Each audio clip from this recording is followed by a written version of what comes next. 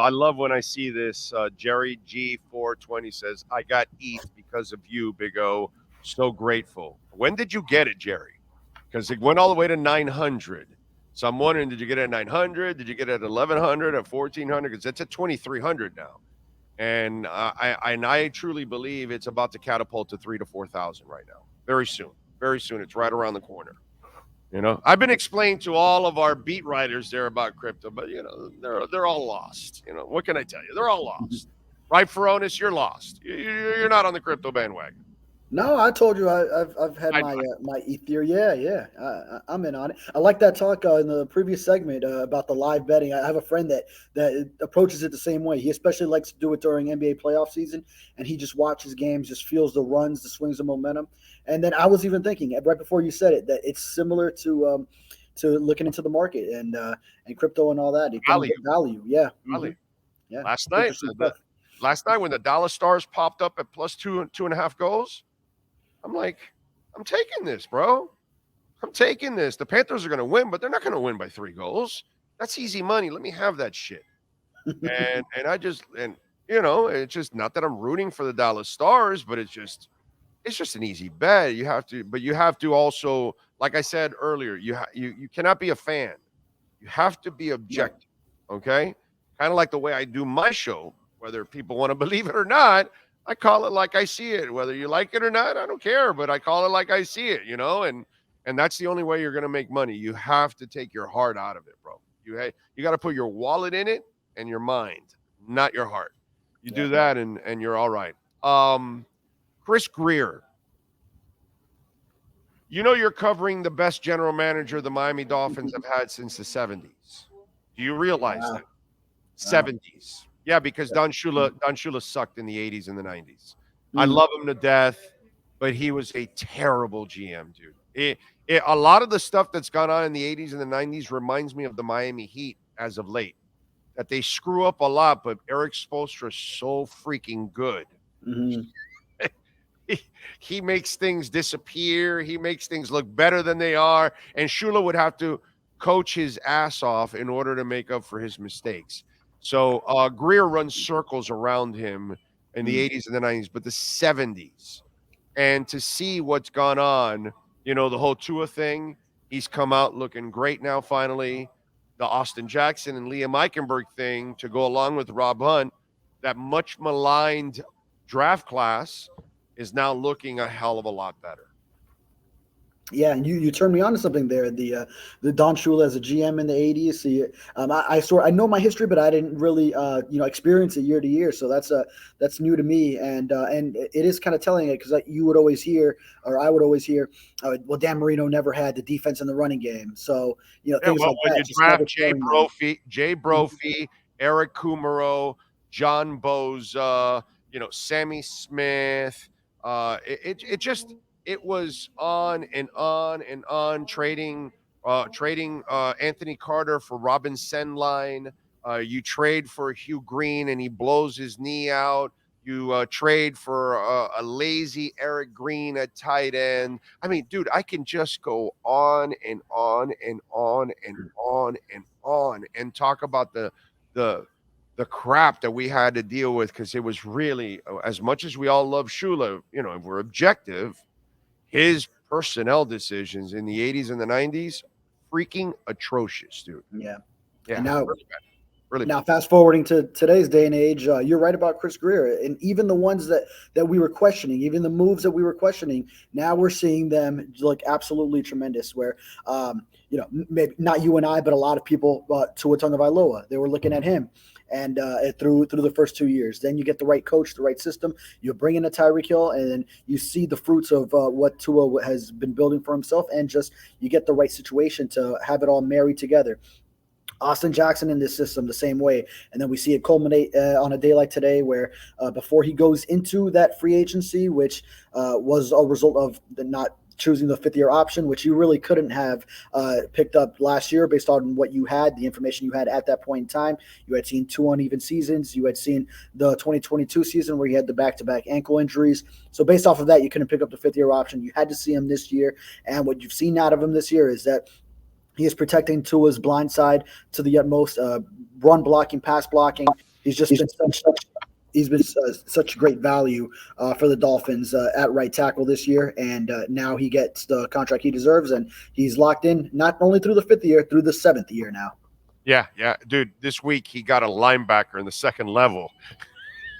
I swear, I thought they were going to charge him with a crime the way he mauled the guy. I mean, it's just like seriously.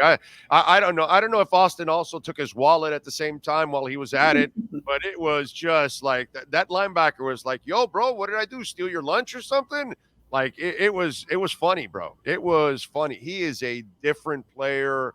You can tell the confidence and he's comfortable as a player now and knows what he's doing. It's a lot of fun to watch. And then here's the bonus. Here's the bonus that you get out of all of this with Tua and with Austin Jackson. And, eventually we might be saying this about Liam Eichenberg. We can't get there yet, but he's working his way there. But these two gentlemen were beaten up by the media and the fans. Like very few players in the history of the Dolphins have ever been beaten up. And the fact that those guys did not have the support in their offensive staffs, they didn't have a quarterback's coach or an offensive coordinator. Austin didn't have the proper teaching at offensive line. And that was really the problem. That's one of the things I'm proud that's what we talked about here on the show, that, unfortunately, Pepe Le Pew was not really ready to be an offensive line coach, and the offensive coordinators that Flo brought in were a disaster, and that was really the detriment to Tua and all the offensive linemen.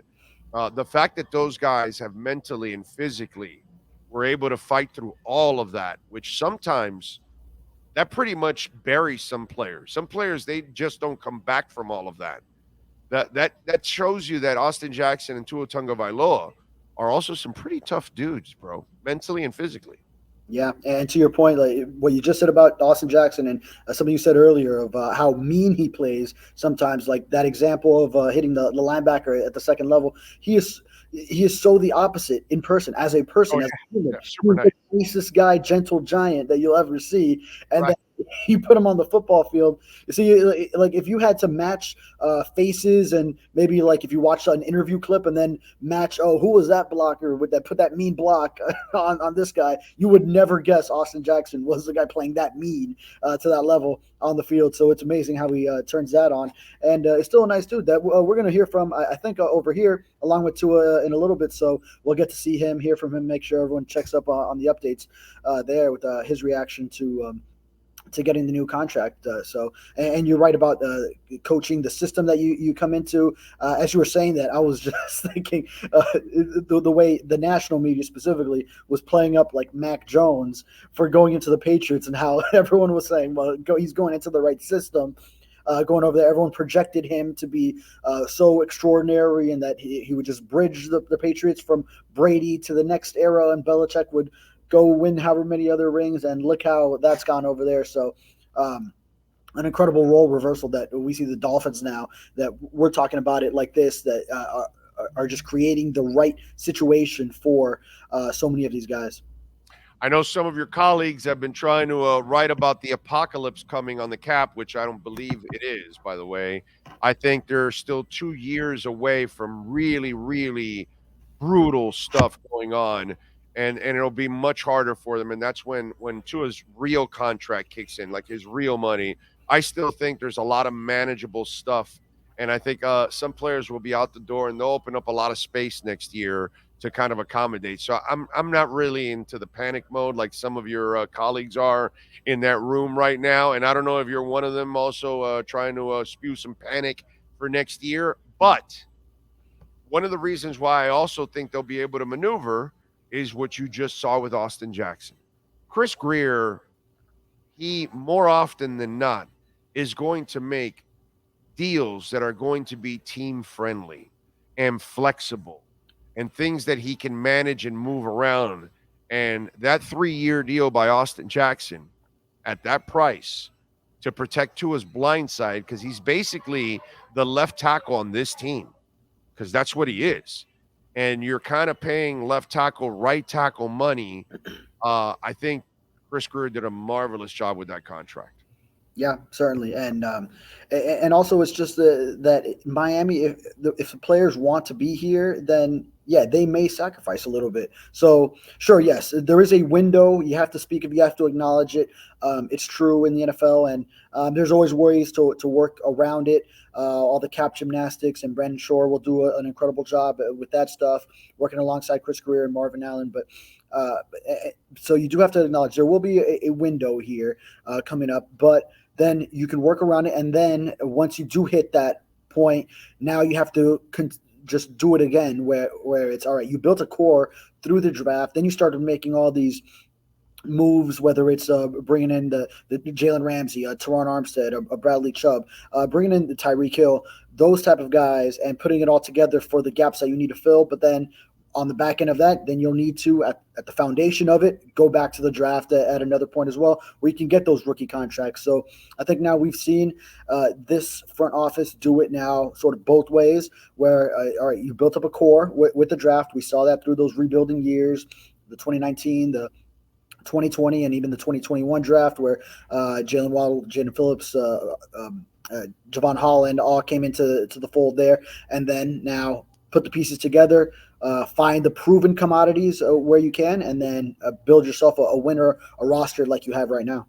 Yeah, and it's a good point that you just made, that they're proving that they can do both and be very effective, whether it's finding the right free agents, making the right trades, and then making the right draft picks. And by the way, finding the undrafted players too, because that's why I don't put that the panic that I've seen, whether it's Joe Shad or Omar put on the cap. This is a different front office than you've seen. They can find undrafted rookies like Kader Kohu, right? They can find players like a Sealer, and they can make trades. You know what I mean? And so they know how to unearth talent all over the place, and they're really good at unearthing talent at different levels. And so that's why, to me, it's a great point you made, that they're proving that they can do it both ways. And now this year, with their full allotment of draft picks, that's going to start to give them the ammo they need. And remember, once they start losing people, they will start to get compensatory picks. Right. And that will become part of the cycle every year now, that they're going to get a compensatory pick or two or three every year to add to their draft. And they know how to draft. Yeah. So they know how to find talent all over. That's Yeah. why, to me, the panic stuff of the cap is just overblown, because you've got a very creative front office that knows how to find talent all over. I mean, Chris Brooks, dude. Look, you found that guy out of absolutely nowhere, and he can play ball for you. You know what I mean? And stuff like that is, Rob Jones came off the street. Cotton has come off the street to help you out. You're finding guys, Kendall Lamb, dude, off the street to become a stud for you. We just never saw that on a consistent basis as Dolphin fans, David, for decades now. We haven't seen that. I'd have to go back to Jimmy in finding Oronde Gadsden and finding Mark Dixon. I have to go back to Jimmy maybe in finding some of those other gems that weren't the obvious draft picks. Yeah, and then the compensatory picks hit, like you see now with the San Francisco 49ers. Every draft now, they get so many. They're always, whenever that day comes where all those are announced, and they're always at the top with this extraordinary number over every other team and how many they have. And the other thing about this front office is they'll never chase it with a bad contract for a player that they really want to keep. So that's part of the reason probably they haven't struck that deal yet with a Christian Wilkins, let's say, because they want to make sure it's not – they don't overpay. And then now they wanted to see probably this pass rush that he's added to his game, the 6.5 sacks. It's tied for a team lead, and now Wilkins is sort of proving that. Yeah, I hear you. And part of it is the system and the pass rush on the edge too. But yeah, you see the teams he has the 6.5 sacks. Of course. Yeah, I still think he's not back. Yeah, I've been saying that from the beginning from the end of the preseason. I told everybody Christian Wilkins is not back next year, and I'm sticking to that. I don't think X is back next year. I don't think Christian Wilkins is back next year. I think you're going to clear, obviously, Agba I think you're going to clear several salaries off the slate next year. Unfortunately, it's just the way it is. I don't think they're getting from Christian what they want, and I don't think Christian is going to get the money that he thinks he deserves because he's not the pass rusher that they really need yet. Yeah, So well, my bigger point in bringing that up is just all right. So they haven't gotten the Christian Wilkins deal done, but then Zach Sealer at a comfortable number and Austin Jackson now at a comfortable number. So you're seeing the way they prioritize is to make sure they're getting the good deals, the value. We've brought it full circle now. Value, how we started this segment. that's right. They work the cap the way I work the Hard Rock app. Okay, that's kind of the way it goes. You and Chris Greer are just aligned in that sense. That's it. We are aligned. Not in salary, not in bank accounts, but You can't win them all. yeah, no, but the way he manages the Dolphins, the way you manage the Hard Rock app. I can't win his bank account. Man, that man has racked it up last night. Holy moly! What a parlay that man hit. Are you buying that Mercedes downstairs with that parlay? Listen, I only wish I put more on. I'm such a bad gambler. That was good, dude. That was hell, bro. That was amazing, bro. That was amazing. All right. What do you think about this week? Or who do they get back health wise? Well, it seems like they're taking a cautious approach with Javon Holland, so we didn't see him at the media viewing portion of practice. Yeah, I see you like that. And really, is there a need right now? You're about to face the Titans. That's Yeah, my point. You did not need him against the Washington Commanders on the road. And against the Jets the week that follows. Him, Rob Hunt taking cautious approaches with those guys, so that's fine. Yeah, I mean, we didn't see several players at practice. How about Armstead? Yeah, Armstead was another one that we didn't see. I know you probably have an opinion about him. Who was in his place? Well, we can't report specifics on who's where, but if you go by last game, hey, Kendall Lamb, we know would be the backup left tackle, but with the bad back, then Keon Smith was ahead of him. So keep it consistent with that. You're right on the right track as far as what you might see if Armstead indeed doesn't go with now a third. If Lamb can't take them, then get me Keon. One of the things that you're also doing in this process is you're playing these lesser teams right now, and let's get Keon extra playing time. Because all of a sudden, dude, think about this. You got Austin Jackson, Kendall Lamb, and Keon. Okay? You got 3 tackles already. And I'm not even talking about Armstead. That's how many NFL teams can say that? Yeah.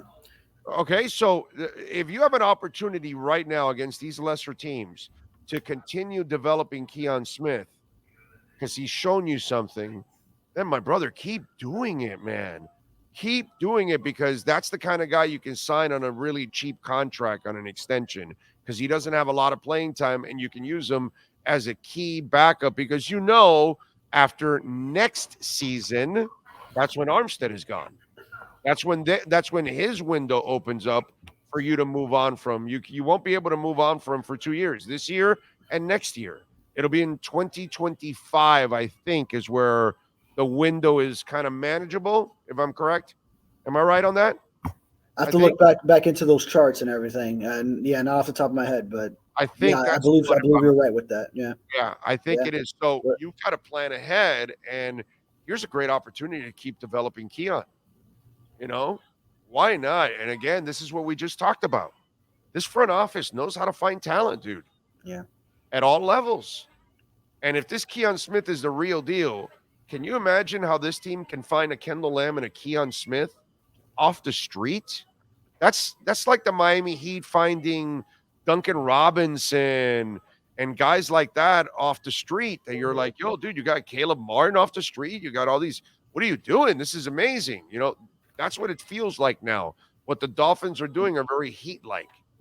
Yeah, very Heat-like. And then even within this organization, if let's say Keon ends up developing into a player of that caliber, could be a similar story to like what you already had with Zach Sealer on the defensive side, where you brought him up from those ranks and then developed him. And hey, as in the playoffs, you know, these same type of injury deals are going to happen. And then this is valuable experience for those backups, because if these things happen, it's not the first time they're seeing that playing time when it's a big postseason game.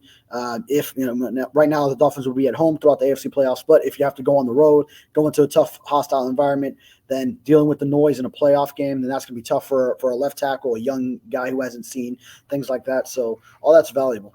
Yeah, that's why I was bothered with Armstead playing last week, because you didn't protect him from him.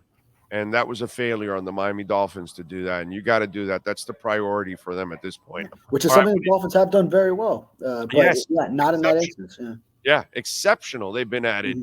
They failed on that one, unfortunately. All right, what do you got going on the Sun Sentinel, my friend, so folks can check you out? Yeah, today covering the Austin Jackson news.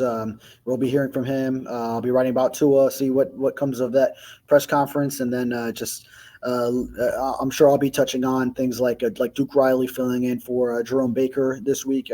He was really solid just this past game. 7 tackles, highly graded across the board. So now he's going to play a bigger role, and then just leading up to Monday night against the Titans. Love it. All right, follow him on Twitter at David Furones _. Catch his work at the South Florida Sun Sentinel, and you can catch him once again doing his thing post-game show with our Welt Rheaume Miami Dolphins post-game report on Monday night after the Dolphins crush the Titans. David, have a great weekend, my friend. It won't be as good as mine because I'll be in Vegas watching you two at the Sphere. Okay, nice. And then probably putting in some bets, some live ones. Yes, of course. Of course, yeah. Not even probably, yeah.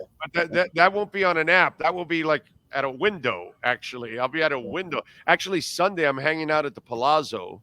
Have you ever been to the sports book in the Palazzo? No. Oh, dude, it is awesome. And they've got stadium seating. They've got like caves that people can hang out in. They've got these outdoor caves that are right on the strip. So you got couches and TVs, and then the strip is right in front of you. So you're seeing people and everything in the strip, and you've got like this whole cave area, and then they've got these private rooms, and some of the private rooms have their own pool tables or arcade games. So it depends on what kind of room you want or hang out or whatever, but you can enjoy the sports book different ways. And then they got great food and all that. So it's like all day gambling, baby. Because I don't leave till Sunday night, and then I arrive Monday morning, and then what I'll do is I'll sleep all day and then go do the show pre and post. So it's all planned out, baby. It's all planned. It's all 5:15 p.m. kickoff over there. So that's nice. Yeah, that's right. That's right. So check it out if you've never been there. The Palazzo Sportsbook. It is awesome, dude. Awesome. I will have to do that. Maybe Super Bowl week. There you go. That's right. That's right. Dolphins will be there. So you can check it out. I like that. Good move by you. All right, my brother. You got it. Have a great weekend. Thank you, my friend. There you go. David Furones from the South Florida Sun Sentinel. I love talking about Welt Rheaume, bankruptcy, condo damage, criminal defense, business owner claims, commercial litigation, personal injury. Listen, let me tell you something, folks. If you're dealing with some kind of an issue right now, and you're wondering, do I have a case? I don't know. The consultation is completely free. Here's the phone number. Save it on that cell phone, 954-966-4646, anywhere in South Florida. Their main offices are in Hollywood. They've got another office down in the Keys. Okay, so for our friends in Monroe County, they can take care of you there. So if you have any kind of water damage or something happens, call the people at Welt Rheaume. They will help you out. 954-966-4646.